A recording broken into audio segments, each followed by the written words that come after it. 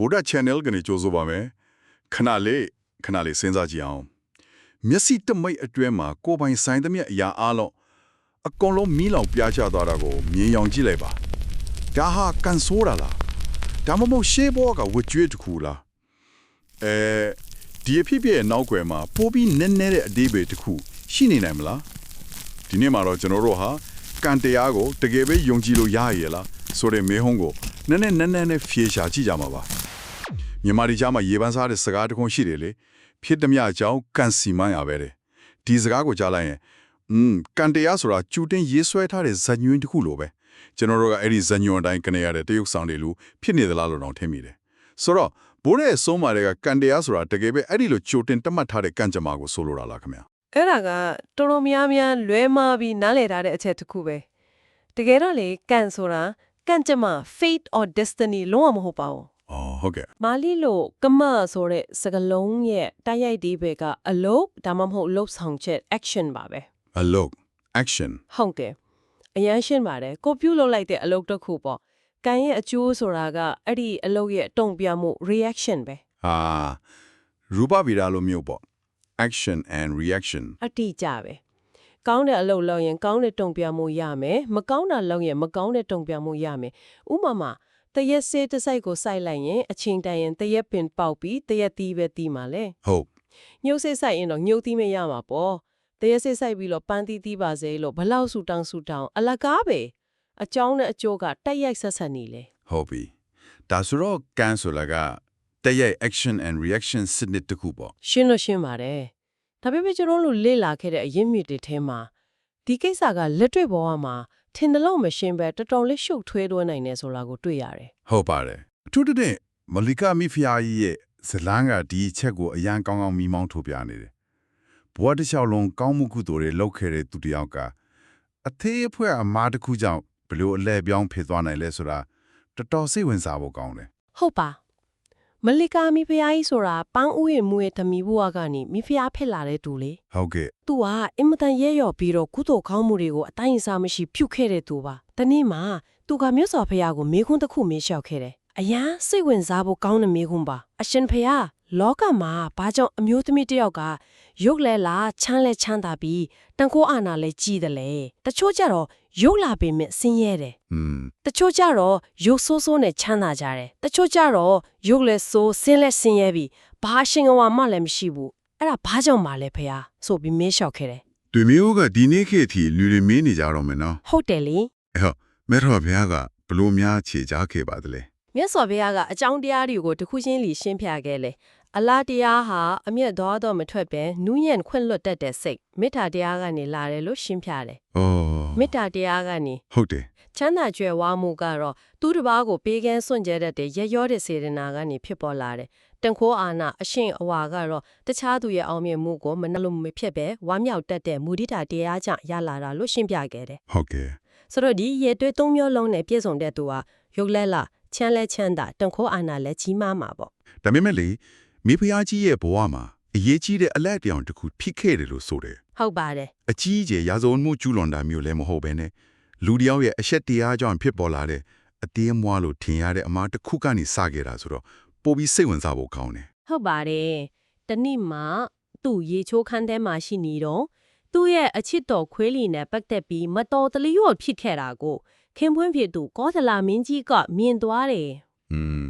အဲ့ဒီမှာမိဖုရားကြီးကရှက်စိတ်ကြောင့်ဘာမှမဟုတ်ပါဘူးဆိုပြီးမုတ်သားစကားသုံးပြီးလက်ဖျားပြောဆိုခဲ့မိတယ်ဒီကိစ္စလေးအတွက်သူကတက်လုံးစိတ်ထဲမှာနောင်တရပြီးတော့ကျင်းချင်းဖြစ်နေခဲ့တာတစိတ်လောက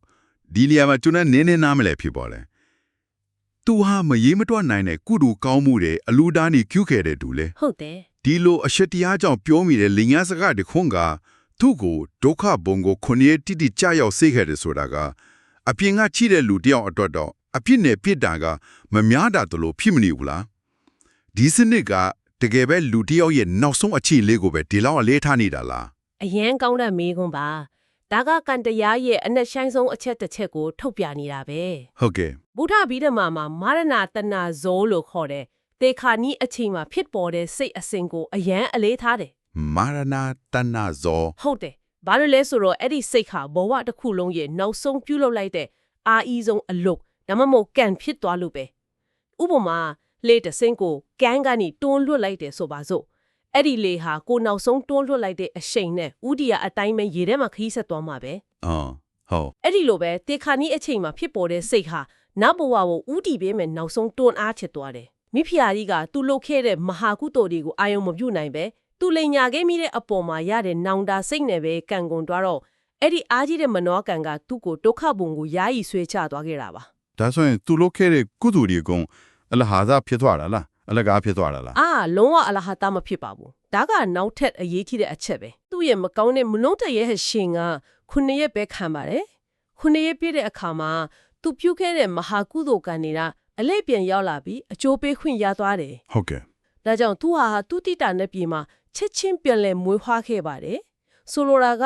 ကောင်းကံတွေကဘယ်တော့မှအချင်းကြီးမဖြစ်ဘူးသူ့အကျိုးပေးရမယ့်အချင်းကိုစောင့်နေတာပဲ အာကြီးတဲ့အကုသိုလ်ကံတစ်ခုကခဏတာလာပြီးပိတ်ဆို့ထားလို့ရပြီမယ်ဖျက်ဆီးပြလို့တော့မရပါဘူး wow ဒါကတော့ game changer ပဲဒါဆိုရင်ကျွန်တော်တို့ရဲ့အတိတ်ကံဆိုတာကကိုလက်ထက်ရောက်နေတဲ့ဖဲချက်တွေနဲ့တူပြီးတော့ ဟုတ်တယ် အခုလက်ရှိစအခြေအနေနဲ့လောက်ရဆိုတာကအဲ့ဒီဖဲချက်တွေကိုဘလို့ကစားမလဲဆိုတဲ့ကိုယ့်ရဲ့ဆုံးဖြတ်ချက်နဲ့တူတယ်လို့ပြောလို့ရမလားပြီးတော့ကိုကအခုလောက်လိုက်တဲ့ကံအတစ်နဲ့ဖဲချက်တဲ့ချက်ကိုအမြဲတမ်းဆွဲခွင့်ရှိတယ်လို့ပေါ့ အတိအကျပဲအဲ့လိုနားလည်လိုက်ရင်ကံတရားကိုမှန်မှန်ကန်ကန်တဘောပေါက်သွားပါပြီ ဟုတ်ကဲ့ အတိတ်ကံကိုပြန်လို့မရပြီမဲ့လက်ရှိဖြိုးလို့နေတဲ့ကံအသစ်တွေနဲ့အနာဂတ်ကိုလုံးဝပုံဖော်လို့ရတယ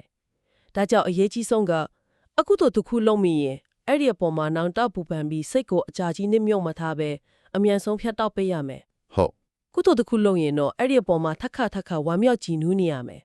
ဒါဟာကံရကို passive အနေနဲ့လက်ခံတာမဟုတ်ပဲ active အနေနဲ့ကိုယ်တိုင်စီမံခန့်ခွဲခြင်းပါပဲ ဒီအချက်ကမြန်မာစကားပုံတစ်ခုကိုတတိယသွားစေတယ်ကံကိုယုံပြီးစူးပုံမနေနဲ့တဲ့ မှန်ပါတယ် ဒီစကားပုံကကံတရားကိုလက်တွေ့ဘဝမှာဘယ်လိုအသုံးချရမလဲဆိုတာနဲ့ပတ်သက်ပြီးကျွန်တော်တို့ကိုဘာသင်ခန်းစာပေးနေတာလဲလူတော်တော်များများကကံကောင်းရင်ဘာလို့အဆင်ပြေမှာပဲလို့ထင်တတ်ကြတယ်လေ ဒါကကံကိုကံကြမ္မာလို့ယူဆပြီးတော့အတိညာဏ်နဲ့လုံလဝိရိယကိုပြစ်ပယ်လို့မရဘူးဆိုတာကိုသတိပေးနေတာပါ ဟုတ်ကဲ့ စူးဆိုတာစူးမှာပဲဒါကသူ့ရဲ့တမတာတဘာဝနိယမှာပဲလေ ကိုမှအတိတ်ကဘလောက်ကောင်းတဲ့ကံဒီရှိခဲ့ပါစေအခုလက်ရှိမှာအန်တရေကိုရှောင်ဖို့အတိညာဏ်နဲ့စ조사အားထုတ်မှုပယောဂတံပတိရှိဖို့လိုတယ်မိဘအန်တရေကိုဒါငါကံပဲဆိုပြီးပေါ်ပေါ်ဆဆမနေပဲကျိုးတင်ကာကွယ်တာမိအမခံထားတာမျိုးဟာဒီဘဝမှာပြုတ်လောက်တဲ့ကောင်းသောလုံးလက်ကံမှာပဲ ဩ ကံတရားဆိုတာကြောင်းတရားများစွာတဲ့ကတစ်ခုပဲကိုယ့်ရဲ့ဉာဏ်ဝိရိယပဝန်းကျင်အချိန်အခါအလုံးကကိုယ့်ရဲ့အောင်မြင်မှုပေါ်မှာတက်ရောက်မှုရှိပါတယ် ကောင်းပြီဒါဆိုရင်ကျွန်တော်တို့မလိကာမီဖះကြီးရဲ့ဇလာမှာအားကြီးတဲ့လက်ရှိအာကုသိုလ်ကံကကောင်းတဲ့အတိတ်ကံရဲ့အကျိုးကိုခဏတာကြော်လွားသွားတာကိုတွေးခဲ့ရတယ် ဟုတ်ပါတယ် ဒါဆိုရင်ပြောင်းပြန်အနေနဲ့ကိုဖြစ်တိုင်လားဆိုလိုတာကအားကြီးတဲ့လက်ရှိကုသိုလ်ကံကအရန်ဆိုးရတဲ့အတိတ်ကအကုသိုလ်ကံရဲ့အကျိုးကိုကြော်လွားနိုင်သလားပေါ့ဒီအချက်အတွက်တော့အရှင်အင်္ဂုလီမာလရဲ့ဆက်တော်ကအဆုံးစွန်ဥမာတစ်ခုပဲဖြစ်မယ်ထင်တယ် ဟုတ်ပါတယ်အရှင်အင်္ဂုလီမာလဟာလူပေါင်း999ယောက်ကိုထပ်ခဲ့တဲ့ကြောက်စရာကောင်းတဲ့အကုသိုလ်ကံတွေရှိခဲ့တဲ့သူပါ ဟုတ် တာမန်အားဖြင့်ဆိုရင်ဒီကံတွေကသူ့ကိုအပယ်ငရေမှာကဘာပေါင်းများစွာခံစားစေနိုင်တဲ့ကံမျိုးတွေပေါ့ဒါမဲ့သူဟာမြတ်စွာဘုရားနဲ့တွေ့ပြီးတရားတည်မြင်သွားတဲ့အခါအဲ့ဒီခဏလေးအတွင်းမှာသူရလိုက်တဲ့ဉာဏ်အလင်းကသူ့ရဲ့အတိတ်ကအမောင်တကုန်းလုံးကိုလွှမ်းခြုံကျော်လွှားသွားနိုင်ခဲ့တယ် ဒီနေရာမှာလူအများစုမရှင်းလင်းတဲ့ယူဆတစ်ခုရှိတယ်အဟောတိကံဆိုတဲ့စကားလုံးပဲအကျိုးပေးခွင့်မရတော့တဲ့ကံပေါ့ဒါကဘလို့အလုပ်လုပ်တာလဲသူတက်ခဲ့တဲ့လူတွေအတွက်အကုသိုလ်ကံတွေကပျောက်သွားတာလားဒါမှမဟုတ်အာကြီးတဲ့ကုသိုလ်ကအပေါ်ကဖိထားလိုက်တာလားဒါကအကျွေးကိုလျှော်ဖွလိုက်တာနဲ့တူလားဒါမှမဟုတ်အကျွေးရှင်ကအချင်းနဲ့လုံးဝပြောင်းသွားလို့အကျွေးလိုက်တောင်းလို့မရတော့တာနဲ့တူလား အရင်ကောင်းတဲ့မေးခဲ့တဲ့မေးခွန်းတစ်ခုပဲဟောတိကံရဲ့သဘောတရားကိုဒီလိုမြင်ကြည့်လို့ရတယ် ဟုတ်ကဲ့ စကူကြည့်ပါကိုကလွန်ခဲ့တဲ့နှစ်ပေါင်းများစွာကအစိတ်ပင်ရဲ့မျိုးစေ့တွေမကောင်းတဲ့အကုသိုလ်ကံတွေကိုခြံထဲမှာကျဲထားခဲ့တယ်ဆိုပါစို့ဒါမဲ့အဲ့ဒီမျိုးစေ့တွေအပင်မပေါက်ခင်မှာကိုကအဲ့ဒီခြံတစ်ခုလုံးကိုမြေဩဇာအကောင်းစားတွေနဲ့ပြုပြင်ပြီးအလွန်ကြီးမောက်ကြီးမြန်ကြီးထွားတဲ့ညောင်မင်းကြီးတပင်ကိုစိုက်လိုက်တယ် ။အော်အရာဟတ်တပညာဖုန်ညာရသွားတာကိုဆိုလိုတော့ပေါ့ ဟုတ်တယ်အဲ့ဒီခါမှာအရင်ကကျဲထားတဲ့အစိတ်မျိုးစေ့တွေကမြေကြီးထဲမှာရှိတော့ရှိနေသေးတယ်ဒါပေမဲ့ ။ဟုတ် အပေါ်ကညောင်မင်းကြီးရဲ့အရိပ်နဲ့အမြင့်တရဲ့လွှမ်းမှုကြောင့်သူတို့အပင်ပေါက်ဖို့လိုအပ်တဲ့နေအောင်ကြီးနေရဘာတစ်ခုမှမရတော့ဘူး ဟုတ်ကဲ့ အဲ့ဒီခါမှာအဲ့ဒီမျိုးစေ့တွေအပင်ပေါက်နိုင်စွမ်းအလိုလိုပြတ်သုံးသွားတယ်အဲ့ဒါအဟောဒီကံပဲကန်တွေကပျောက်သွားတာမဟုတ်ဘူးဒါပေမဲ့အကျိုးပေးခွင့်ရဖို့အခြေအနေမရှိတော့လို့အစွမ်းမရှိတော့တာ ဒါပေမဲ့အရှင်အင်ဂူလီမာလာယဟန္တာဖြစ်ပြီးတွားသည့်တိုင်အောင်စွမ်းခံကြွားတဲ့အခါလူတွေကခဲနဲ့ပေါက်တာတော့ဘာလို့ခံခဲ့ရသေးတယ်လို့ဖတ်ဖူးတယ်အဲ့ဒါကောဘလို့နေပဲလဲ မှန်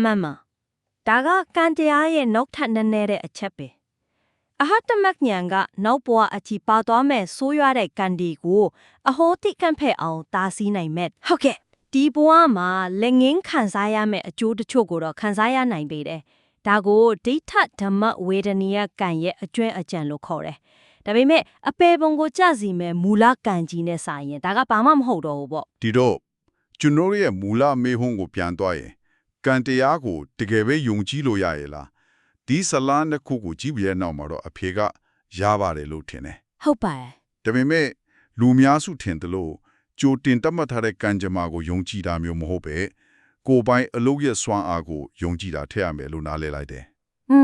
ကိုယ်တရားကိုယုံကြည်ခြင်းဖြစ်တယ်ပေါ့ တိကြပါတယ်ကံတရားကိုအဖြစ်ပေးကြံခတ်တဲ့တရားသူကြီးတရားလို့မမြင်သင့်ဘူး ဟုတ်ကဲ့ သူကိုမြေဆွဲအားလို့တဘာဝနေရာမတစ်ခုလို့ဥပမာပေးလို့ရှိကြတယ်ဒါပေမဲ့ကျမကတော့သူကိုကြီးမားတဲ့မြစ်တစင်းနဲ့ပို့ပြီးတူတယ်လို့မြင်တယ် ဟောမြစ်တစင်း ဟုတ်ကဲ့ကိုယ့်ရဲ့အတိတ်ကံတွေကကိုယ့်ကိုဥဒိယာတစ်ခုစီကိုဆွဲခေါ်သွားနေတဲ့ရေစီးကြောင်းနဲ့တူတယ်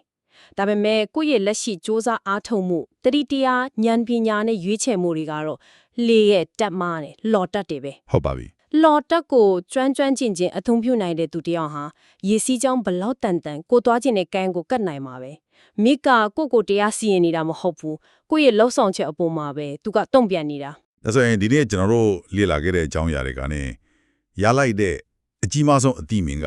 ကိုယ်ကြမှာကိုယ်ဖန်တီးနိုင်တယ်ဆိုတဲ့စကားတဲ့တောင်ပေါ်နဲ့နေသွားပြီ ဟုတ်ပါတယ် ဆိုလိုတာကကျွန်တော်တို့ရဲ့ဘဝတစ်ခုလုံးစာကန်ရှင်းတန်းကြီးတစ်ခုလုံးကိုလက်ရှိဖြစ်ပေါ်နေတဲ့စိတ်အစဉ်ရဲ့စွမ်းအားအခုတည်းနဲ့တင်ပြောင်းပြန်လမ်းပစ်လို့ရနိုင်တယ်ဆိုတဲ့အတိပဲ မှန်ပါတယ် ဒီအတိကအတိတ်ကိုတွေးပြီးပူပန်နေတာဒါမှမဟုတ်အနာဂတ်တဲ့အကောင့်အရာတွေဖြစ်လာပါစေလို့မျှော်လင့်နေတာတဲ့အခုဒီအချိန်လေးမှာကိုယ်စိတ်ကိုလေ့ကျင့်ပေးနေဖို့ကအဆုံးမရှိပို့ပြီးအရေးကြီးတယ်ဆိုတော့ကိုမိမောင်းထုတ်ပြနေတယ်လို့ပါပဲဘူတာကျန်နယ်ကနေတင်ဆက်ပေးခဲ့တာဖြစ်ပါတယ်ဒီအကြောင်းအရာကိုနှစ်သက်တယ်ဆိုရင် like share subscribe လုပ်ပေးကြပါဦးနောက်ထပ်ဘယ်လိုအကြောင်းအရာမျိုးတွေနားထောင်ခြင်းလဲဆိုတာကိုလည်း comment မှာရေးတော်လို့ရပါတယ်အားလုံးစိတ်ချမ်းသာခြင်းကိုယ်ကြမ်းမှခြင်းနဲ့ပြည့်စုံကြပါစေ